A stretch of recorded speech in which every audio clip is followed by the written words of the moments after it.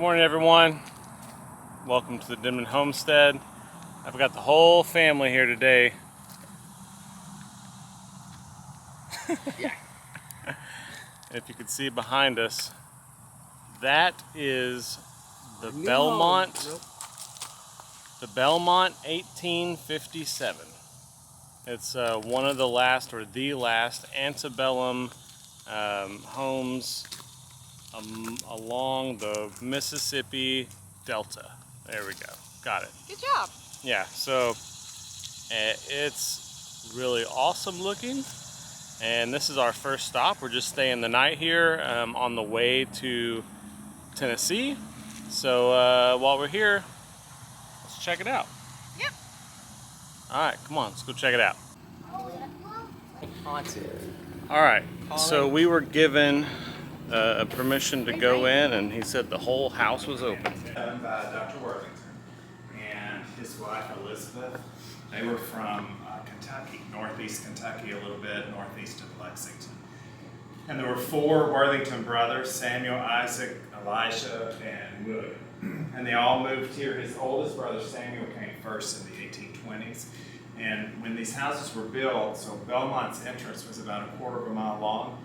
There's a lake over there, Lake Lee, and there's a levee, and then just right there is the big four-span Mississippi River Bridge, and on the other side is Lake Chico and a levee.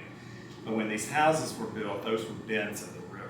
So the river came around from the east, around Greenville, and then bent over in front of Arkansas, and then bent right here, and then headed down south to New Orleans. So across the street, even today, those mobile homes over there are in Arkansas. But yet the post office right here, that's in Mississippi because it bends back in where it followed the original river.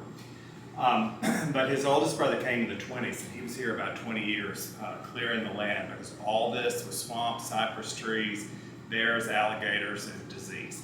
So there was nobody down here.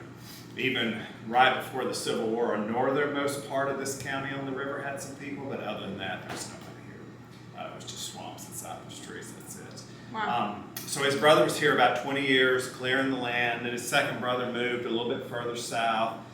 Third brother went over to Arkansas, amassed about 50,000 acres of land. It was the largest landholding in Arkansas until like 1960.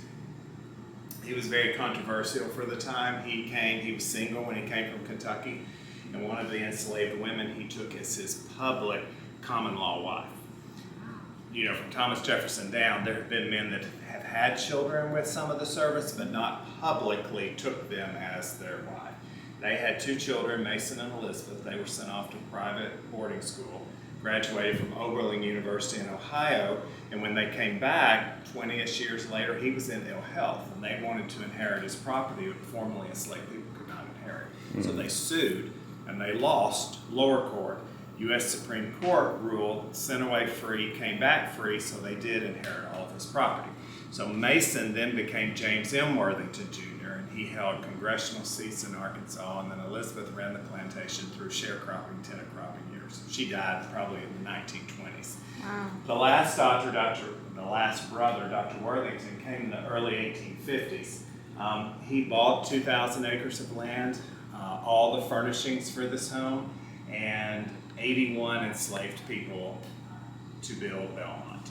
Now, Elijah and Dr. Worthington would both have told you for the times they were very civic-minded, very pro-civil rights. You had Elijah that had Elizabeth and his children. He gave lots of money to the Freedmen's Bureau after emancipation.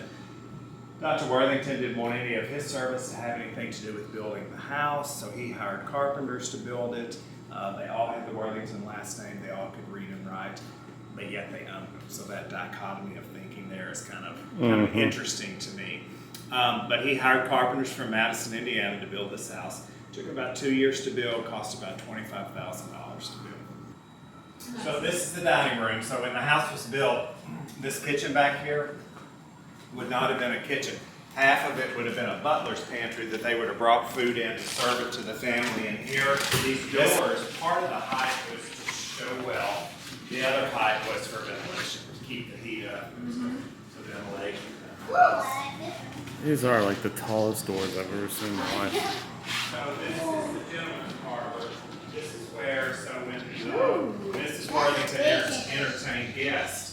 she would bring them into the parlor, and after dinner, they would shut these big doors, and this is where the men would have their Cigars and their That's right. nightcaps. And talk about things that they thought women should do. And then Mrs. Worthington would have been in here. That's why these chairs are really low. They were shorter then. Of course, they had to keep their legs and everything covered with their skirts. So the chairs and everything were very, very low. I love, I'm sure it gets hot, but I love the light in this room. It's a love-hate because Yeah. I love it too. It needs to be covered up. Because Yes. from about 3:30 until the sun goes down, this is what causes the heat in the house. Look at the ceiling, buddy. So all of the parlors, this plaster was done by Italian immigrants that stayed here during the war, and Dr. Worthington, in exchange for like room and board staying here, they did all this plaster work. They were trying to avoid the war. They had fled Germany and Italy, and they were headed to St. Louis, and they thought that they might have to fight in the war. They didn't want to do that, so he talked them into getting off here. Most of the furniture in the house is original. In a lot of the rooms, I'm beginning to put plaques on them, but I haven't yet. But like in here, this is my piano, and this little set over here is not original, but everything else is. In this room, everything is original except for these tables on the wall. And this would have survived the flood? A lot of it they took upstairs, most of it that they could get. A lot of the furniture, though, like the buffet and the dining room, you can see a little line around the bottom. So the house has 17 fireplaces. They had probably 8 or 9 servants that all they did was keep the house warm. Mom, I know you. They didn't stay here. They would have been gone during this time. It was too hot here for this. They would go back to Kentucky, probably from mid or late June until September. The family, the workers would be here. So out here, and this is the Worthington's parents. Judge Worthington and his wife, they were born in the 1700s. She died relatively young, I think in 1820 something, but he lived until 1848. Wow. The entryway out here, it has more of this plaster work.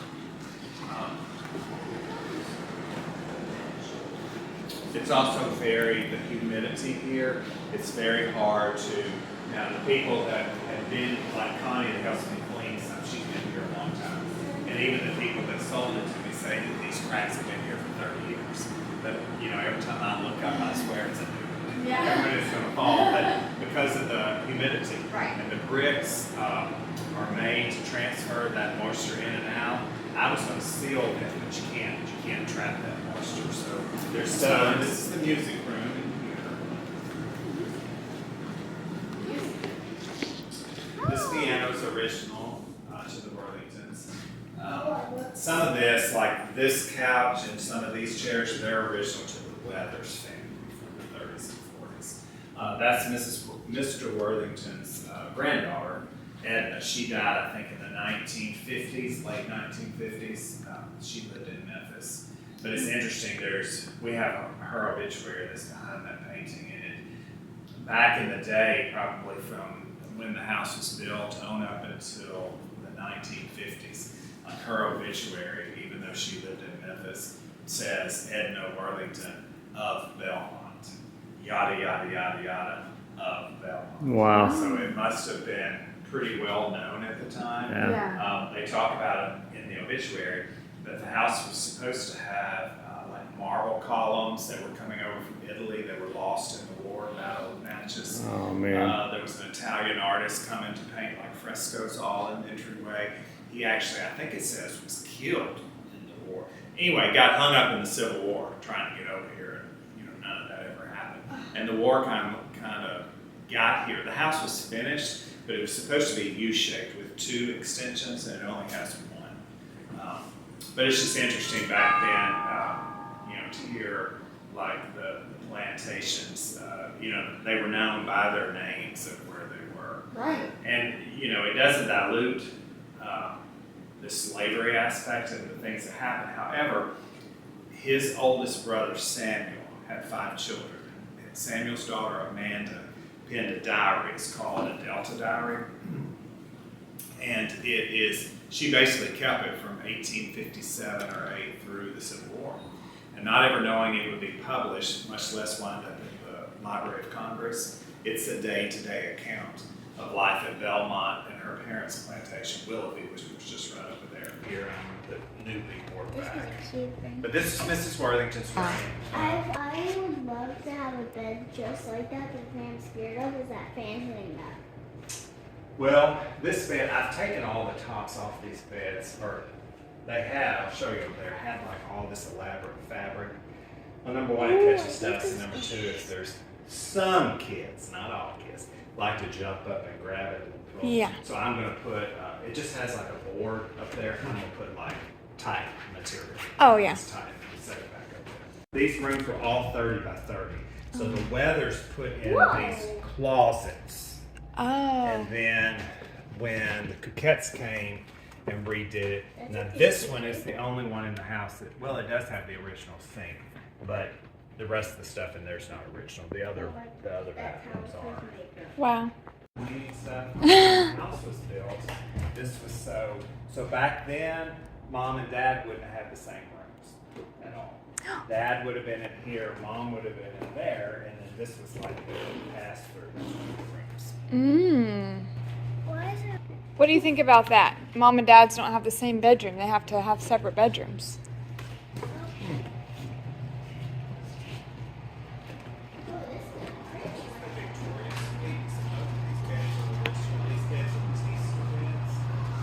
This is what the bed matriarch would look like if it still had that stuff on it. Definitely. Wow. I would just say that this would definitely be Wow. And it's my favorite color. These are beautiful. This is where the sons, they were in this room. He had 3 boys, they stayed in this room. Oh. 3 boys that shared a room. Yeah. What do you think about that? The daughters. Yeah, this is definitely red. Wow, I love that ceiling. It's so big. So after I scraped this ceiling, getting ready to paint, which by the way, the matriarch would have had the same Igor ceiling.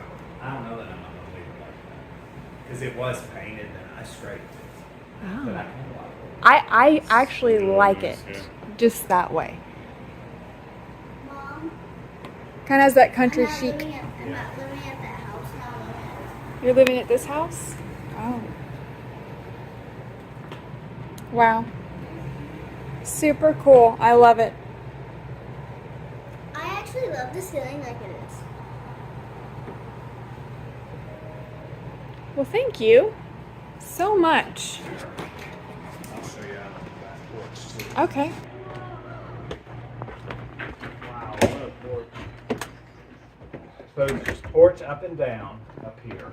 And this is where all the service would stay. Wow. There's somebody in 2 of the rooms, but I can show you one of the rooms here. Okay, so you can only access these from the... These out here. Oh, wow. Which, when the weather's nice, this is where everybody wants to stay because they're on the porch. How nice. Here's my water I've been looking for. So this, 2 of these rooms I use for myself. So this I use as like an office. Okay. So this is a lot nicer than being in a cabin. True. Outside. Yeah. So at least they were in the house. Mm-hmm. Now when the governor owned it, it was a hunting lodge. You see here it was called the tea room. That was to keep the Baptists happy. The only place you could drink in the house was in here in the tea parlor. That's why they Interesting. called it that. This is where the dinner is made tonight, outside of the Belmont.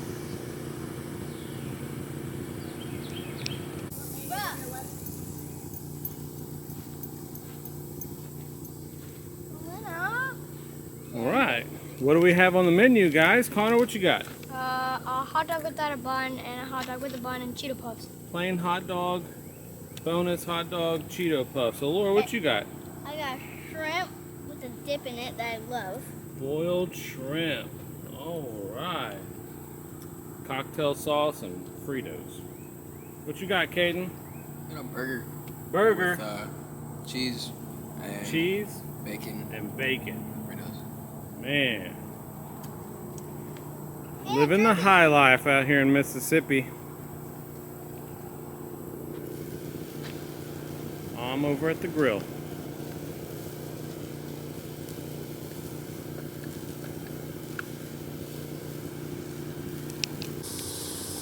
Okay, dinner was good. Everything was really delicious. Steph has now broken out the laptop. And she is working. So me and Connor walking around out here amongst these trees. It's pretty loud. Like, there are a lot of noises out here, right? Yeah.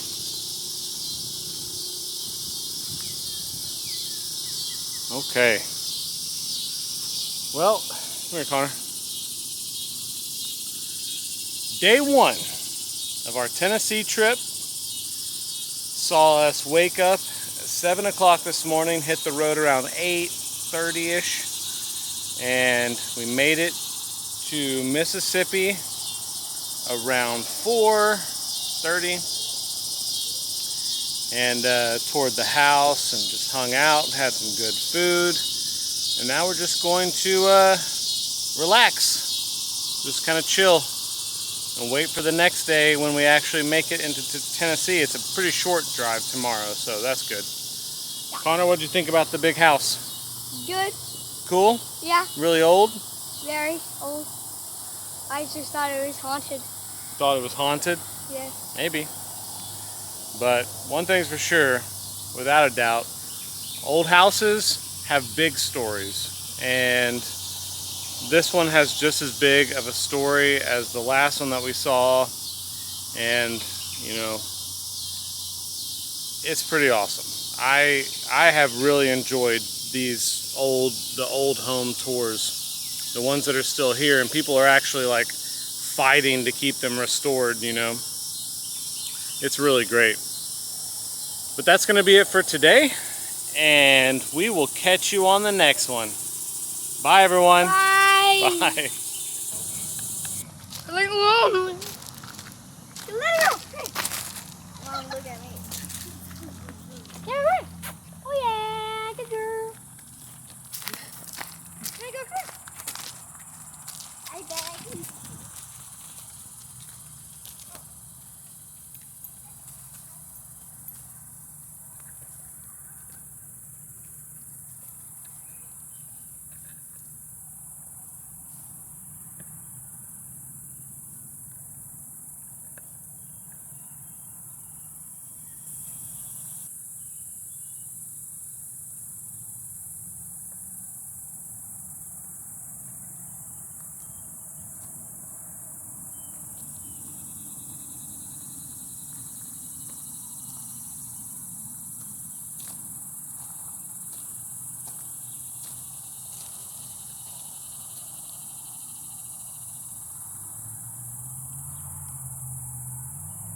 What you think, Loons? What you think, Loons?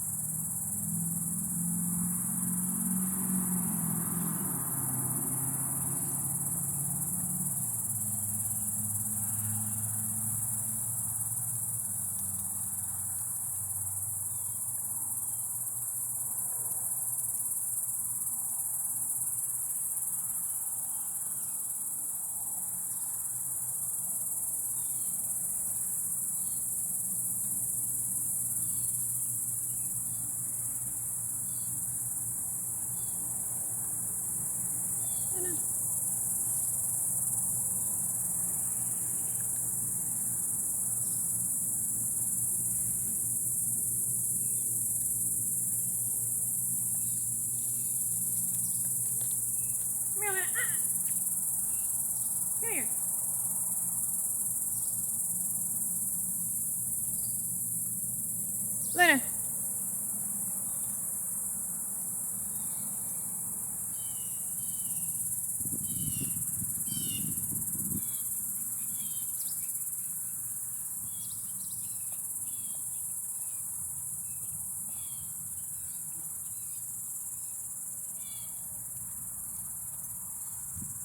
Bye.